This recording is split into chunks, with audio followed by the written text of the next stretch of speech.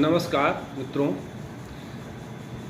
भारत में उच्च शिक्षा का भूत, भविष्य और वर्तमान, अगर इस पर हम नज़र डालें तो ऐतिहासिक परिप्रेक्ष्य में जब हम देखते हैं तो ये बात निकल कर सामने आती है कि शिक्षा भारत में कोई विदेशी पौधा नहीं है जिसे विदेशों से ला कर और यहाँ रोपा गया हो, बल्कि विश्व का कोई ऐसा देश नहीं जहाँ उत्पत्ति के समय से ही ज्ञान के प्रति इतना प्रेम हुआ।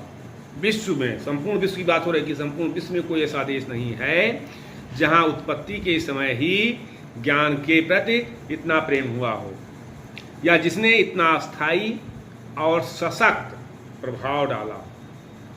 वैदिक काल के भारत में शिक्षा का प्रारंभ उस आदिकाल से हुआ जब विश्व के अन्य देशों के निवासी जंगलों में नंगे घुमा करते थे और पशुवत जीवन व्यतीत करते थे। तब से लेकर के अगर हम देखें तो सामान्य कवियों से लेकर आज के बंगाली दार्शनिकों तक शिक्षकों एवं विद्वानों का एक अटूट श्रृंखला भारत में विद्यमान है। एक अटूट श्रृंखला भारत में मिलता है।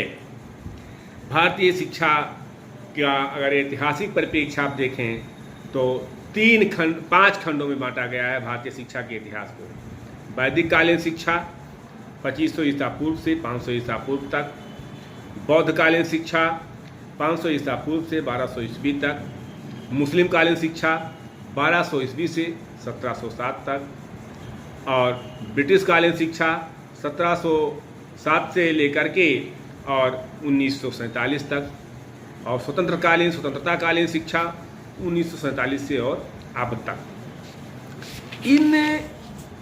ये जो कालखंड है, इन कालखंडों में अगर हम देखें तो अनेक उतार चढ़ाव शिक्षा के क्षेत्र में मिल रहा है। कहीं धूप और कहीं छांव, दोनों रूप शिक्षा के परिदृश्य में दिखाई पड़ते हैं।